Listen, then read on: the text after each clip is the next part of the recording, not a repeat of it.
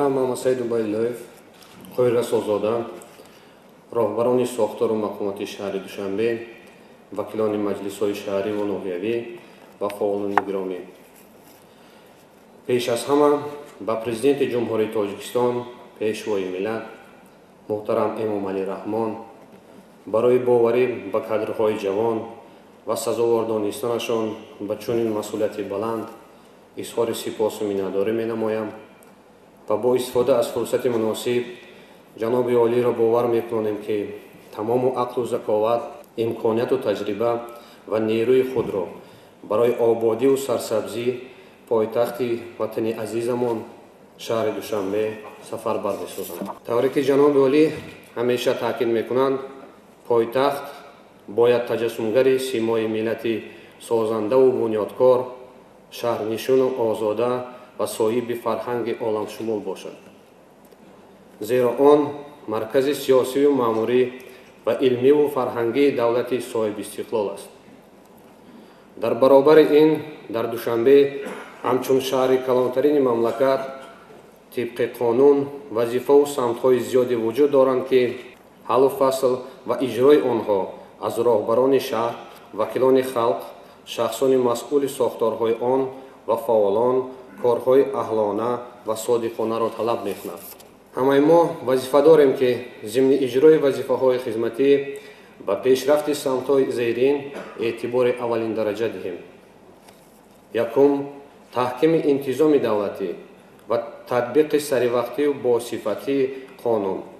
فرمان و امرهای پرزیدنت کشور، قرارهای حکومت مملکت و استراتژی و برنامه‌های قبول گردیده. دوم، اجرای باصفت بودجه شهر، تأمین شفافیت و استفاده صرفه‌کارانه درآمد خراجات آن. سوم، تعمیر و تجدید راه‌ها با معیارهای بین‌المللی مطابق گردانیدن و در حالت خوب تکنیکی نگاه داشتن آنها. چهارم،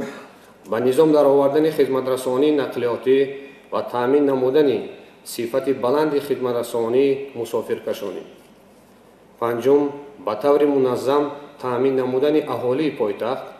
با آب خوشصفت آشامیدنی، نیروی برق، گرمی و نظارت قطعی فعالیت شبکه‌های آبرسانی و برق و گرمی. ششم، وسعت دادن تجدید و بنیاد کارخانه و کارگاه‌های استحصالی و خدمترسانی،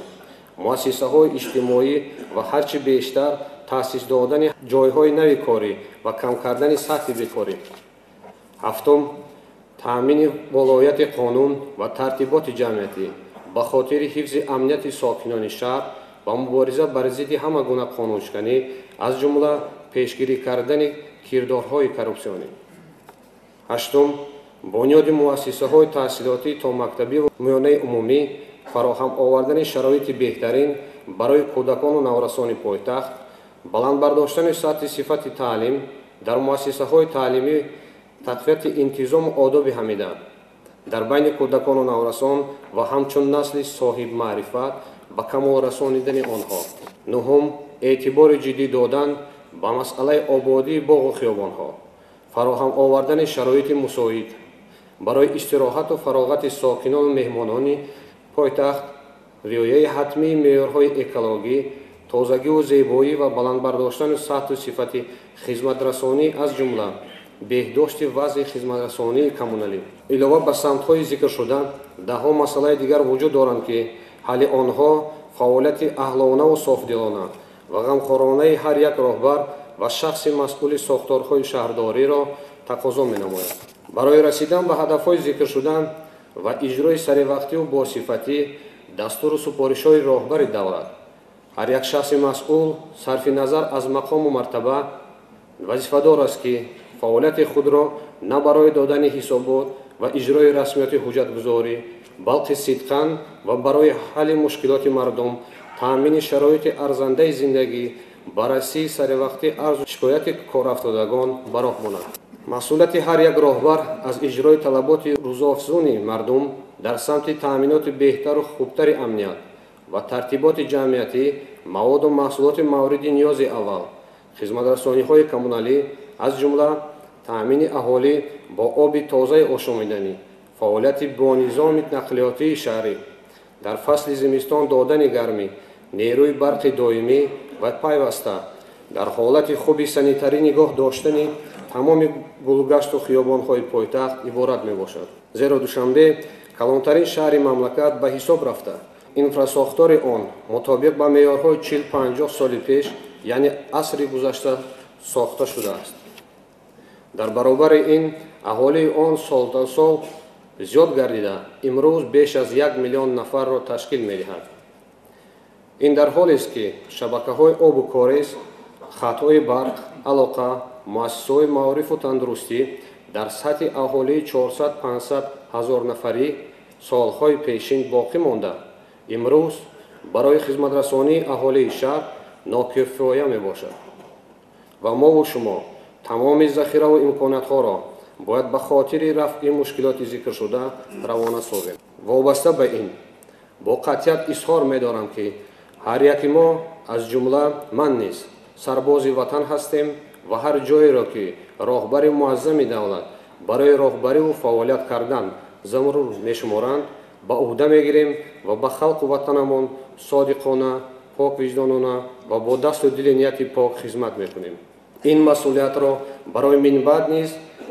хизмат кардан ба халқу ватан ба дӯш гирифтам. итминони комил дорам ки ҳамаи мову шумо якҷо тамоми нерву имкониятҳои худро барои ҳаллу фасли мушкилоту масъалаҳои пойтахти мамлакат муттаҳид ва сафарбар намуда шаҳри Душанберо ба як шаҳри зебову обод ва пешрафту намуна табдил медиҳем. ҳамчунин ҳамаи мо бояд хуб дар ёд дошта бошем ки мо як ватан, як давлат ва як роҳбари давлат дорем ва татбиқкунандаи як сиёсат мебошем ки аз тарафи роҳбарияти олии давлат ва ҳукумати мамлакат муайян карда мешавад. бори дигар ба пешвои миллат изҳори сипос карда ба ҳамаи шумо дар ҷодаи сазовор шудан бо эътимоди роҳбари давлат ва ободу пешрафта гардонидани пойтахти кишвари соҳибистиқлоламон шаҳри Душанбе барори кор хоҳонам. Ташаккур.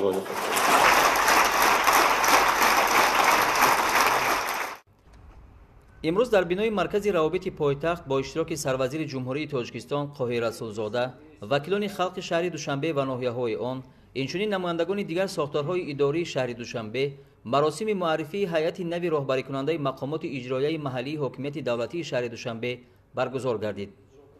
ҳамин тариқ дар асоси фармони президенти ҷумҳурии Тоҷикистон мутобиқи моддаи 69 Конститутсияи ҷумҳурии Тоҷикистон Маҳмадсаид Убайдуллоев аз вазифаи раиси шаҳри Душанбе озод гардида, ҳамзамон дар асоси фармони президенти ҷумҳурии Тоҷикистон Рустами Эмомалӣ чун кадри ҷавону лаёқатманд, соҳибтаҷриба ва донандаи хуби забонҳои хориҷӣ иҷрокунандаи вазифаи раиси шаҳри Душанбе таъин карда шуд. ҳамчунин мутобиқи моддаи 20 қонуни конститутсионии ҷумҳурии Тоҷикистон дар бораи мақомоти маҳаллии ҳокимияти давлатӣ ҳамаи муовинони раиси шаҳри Душанбе озод карда шуда, ба ҷои онҳо кадрҳои ҷавону корозмуда Зувайдзода Маҳмадсаид Маҳмуд, Назирматзода Бахтиёр, Муини Мавсума, Саидзода Қурбон ва Ҷумазода Фарух ба ин вазифаҳои пурмасъул дар мақомоти иҷроияи маҳаллии ҳокимияти давлатии шаҳри Душанбе таъин гардиданд. Саидзода Тоҷиддин роҳбари дастгоҳи раиси шаҳри Душанбе ва Шарифзода Хушвақт сардори раисати тандурустии шаҳри Душанбе таъин карда шуданд. бо фармонҳои президенти ҷумҳурии Тоҷикистон раисони ноҳияҳои Исмоили Сомонӣ, Сино ва Шоҳмансури пойтахт аз вазифа озод гардида, Салимзода Нусратулло Файзулло иҷрокунандаи вазифаи раиси ноҳияи Сино, Сами Шариф Ҳамид иҷрокунандаи вазифаи раиси ноҳияи Исмоили Сомонӣ ва Ҳакимзода Низом Ҳоҷӣ иҷрокунандаи вазифаи раиси ноҳияи Шоҳмансури шаҳри Душанбе таъин карда шуданд.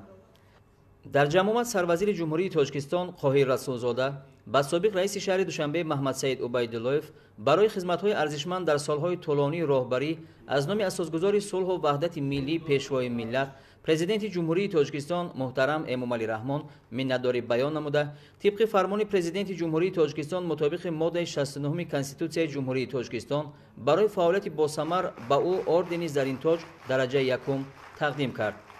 сипас иҷрокунандаи раиси шаҳри Душанбе Рустами Эмомалӣ дар назди ҳозирин суханронӣ намуда, дар асоси эътимод ба нерӯи созандаи ҷавонон нақшаҳои мукаммали рушди инфрасохтории пойтахтро муаррифӣ кард ки бо назардошти талабот ва стандартҳои муосири шаҳрсозӣ амалӣ мешаванд.